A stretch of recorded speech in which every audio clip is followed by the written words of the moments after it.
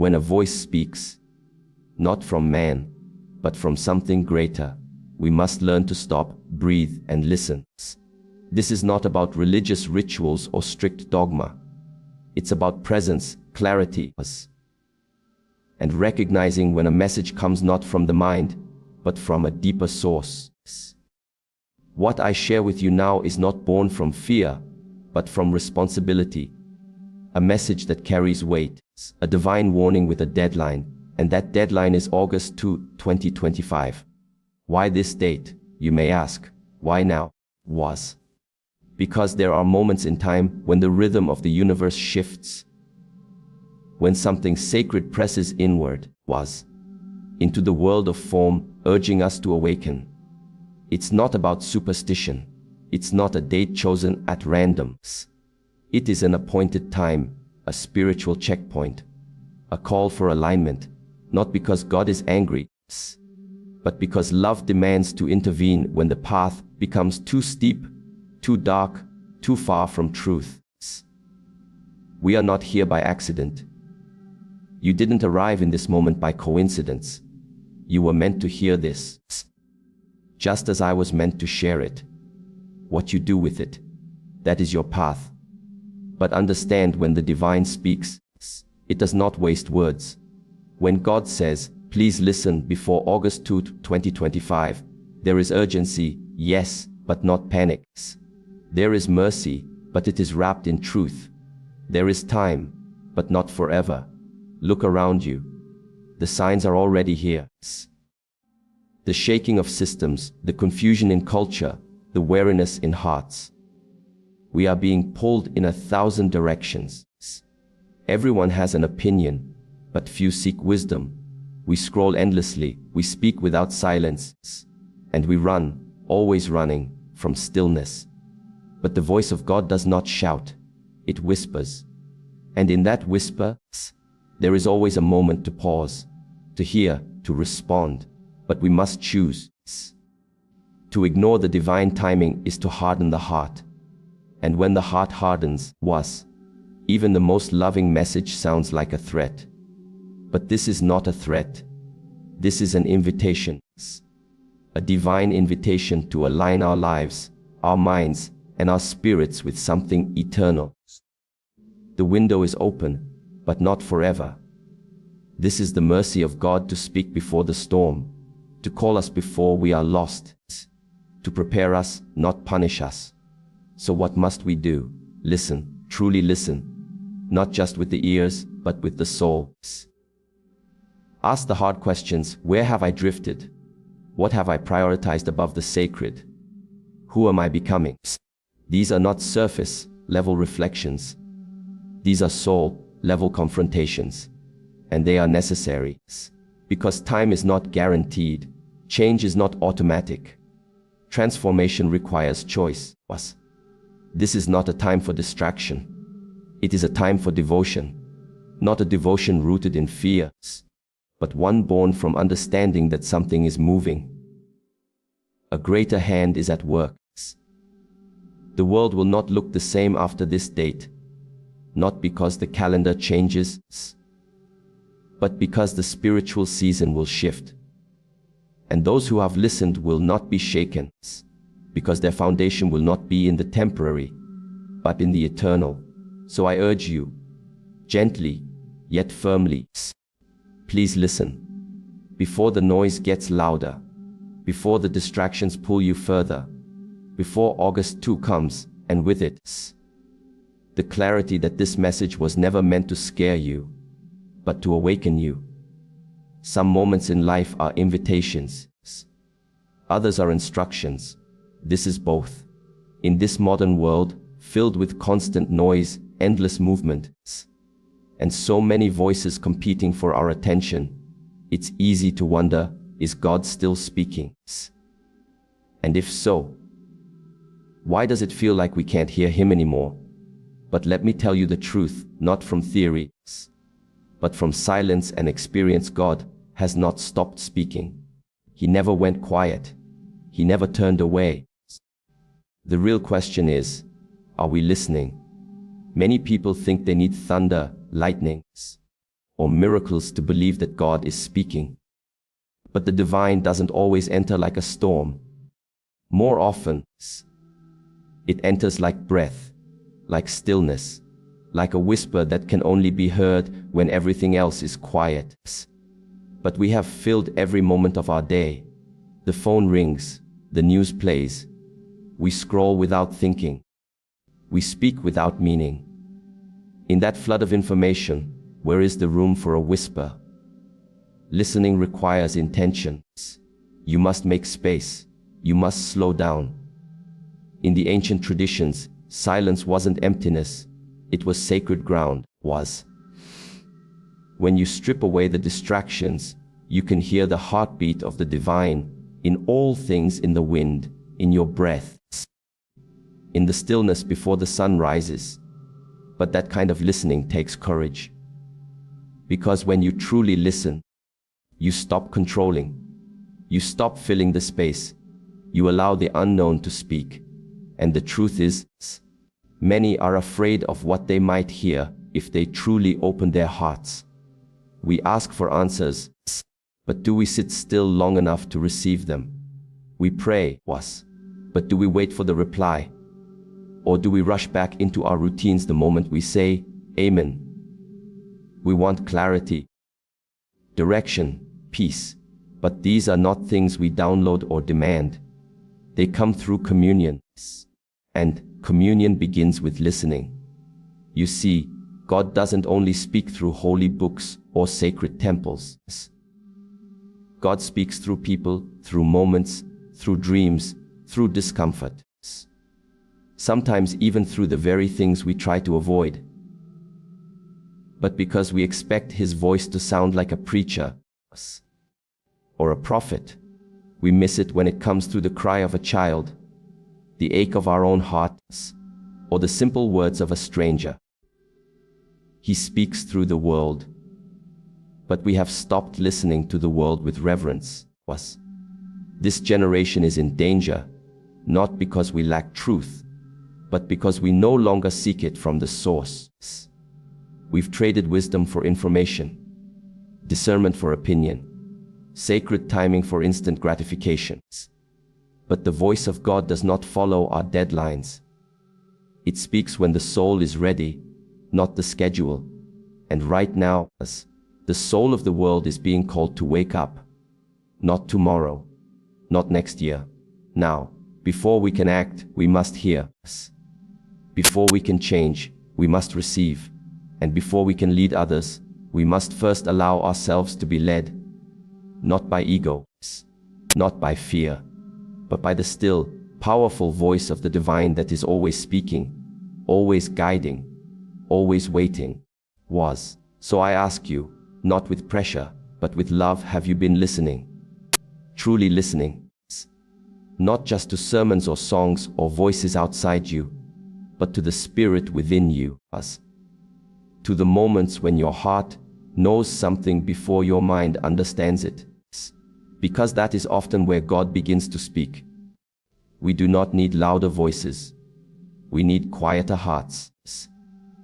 If we can learn to be still, to be humble, to be open, we will hear what has always been speaking. And once you truly hear that voice, you will never again confuse noise for truth. The voice of God has not gone silent. It is our attention that has gone missing. Reclaim it. Listen deeply. Because what you hear may not just change your direction. It may save your life. Every moment of your life is offering you something deeper than what you see on the surface. Every moment is giving you a choice, and that choice, though it may appear simple, is actually eternal in weight. It's the same choice that has echoed through every generation, every ancient story, and every spiritual path, judgment or mercy. That choice does not begin with heaven. It begins with the heart. We live in a time when many speak of judgment with fear and of mercy with assumption. Some expect judgment to come like fire from the sky. Others assume mercy will come no matter how far they've wandered. But the truth is more personal, more present. Judgment isn't only some future event. It is the quiet consequence of ignoring truth again and again. And mercy is not just a passive gift. It is the undeserved doorway that is open now, calling us to enter while there's still time. This is the part of the message that's not easy, but it's necessary. God, the divine, the source, whatever name you use, is not a distant idea watching from afar. It is actively engaging with this world, with your soul. It speaks to you not just to comfort you, but to correct you. Not to shame you, but to shape you. But if you keep ignoring that inner tug, the correction becomes a consequence. Was not because God desires to punish, but because love cannot allow deception to continue unchallenged forever. Was mercy is the hand that reaches for you while the waves are still rising. Mercy says, was, come back before the doors close. Mercy reminds you that no matter how far you've gone, you're not too far to turn around. But what happens when mercy is extended again and again, and we keep walking away? What happens when the whispers are ignored, the nudges silenced, and the signs brushed off us? That's when judgment comes, not as a bolt from the sky, but as the fruit of our own decisions. Some people think they're neutral, neither choosing mercy nor choosing rebellion. But indecision is a decision.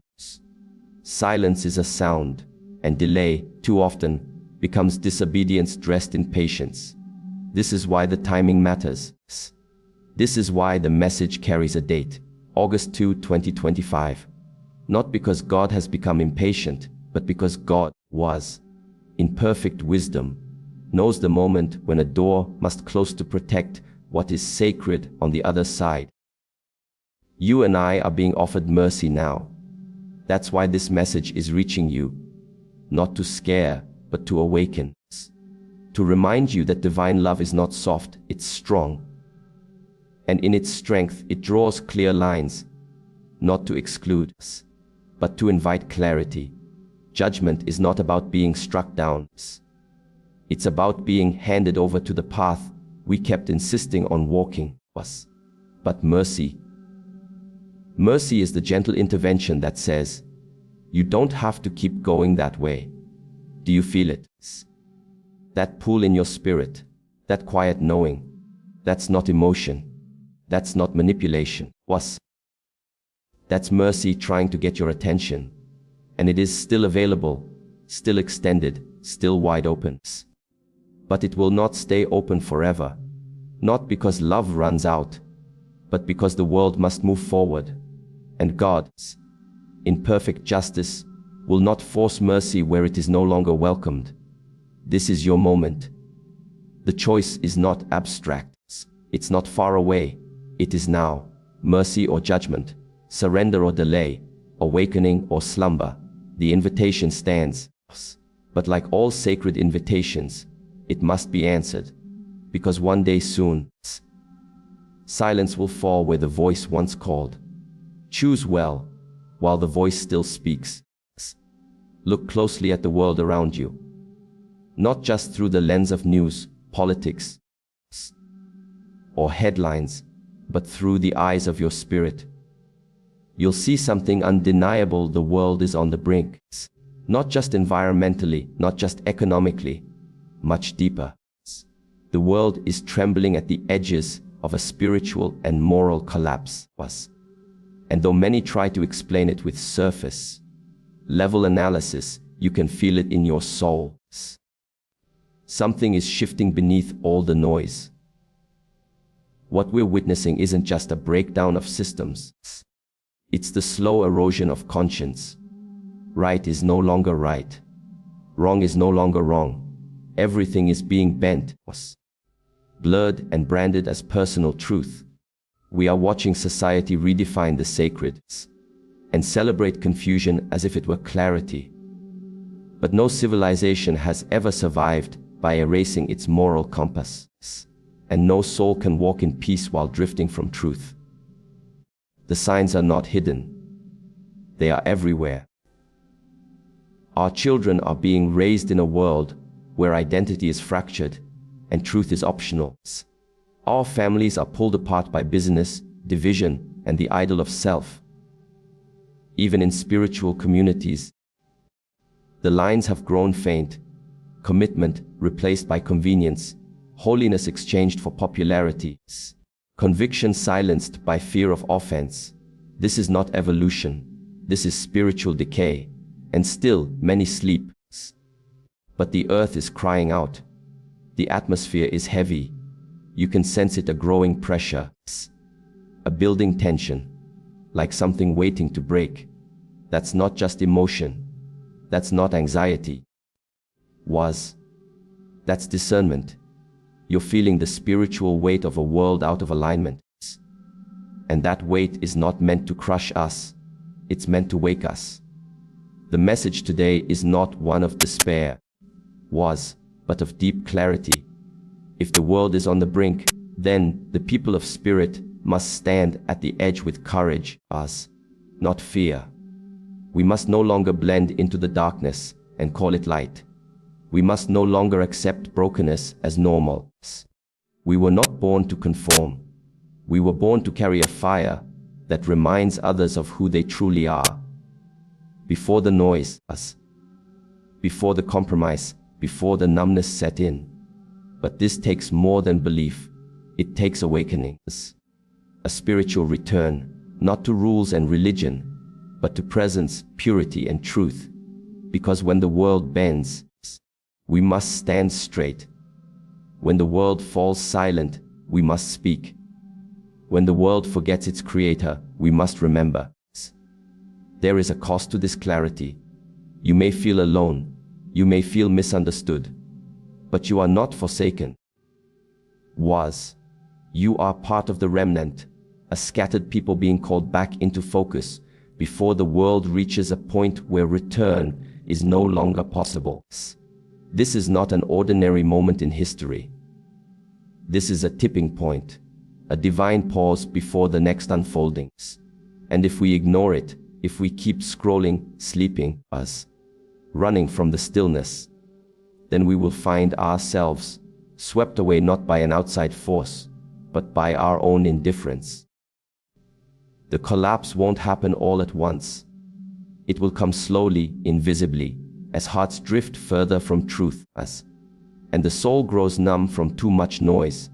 But if we listen, if we return, if we stand, then even as the world trembles, we will remain rooted. We will carry light, and that light, no matter how small it seems, will shine all the brighter in the coming darkness. The brink is real. The shift is happening. But those who are awake will not fear it. They will be ready. They will be clear. And they will lead. Before a nation can change, before a culture can heal, before the world can shift, something must happen first. The church must wake up. Not the building, not the organization, but the people. The ones who claim to carry the light. The ones who say they walk with truth. Because if the light goes dim in the very ones called to shine, how can we expect the rest of the world to see us? This is not a message of blame. It is a message of urgency. A gentle but firm reminder that we cannot remain asleep in a time of spiritual crisis. While the world grows darker, too many within the faith have chosen comfort over conviction, popularity over purity, and silence over courage. And in doing so, we've lost something vital. Not just influence, but presence. Not just reputation, but power. There was a time when the people of God led with humility.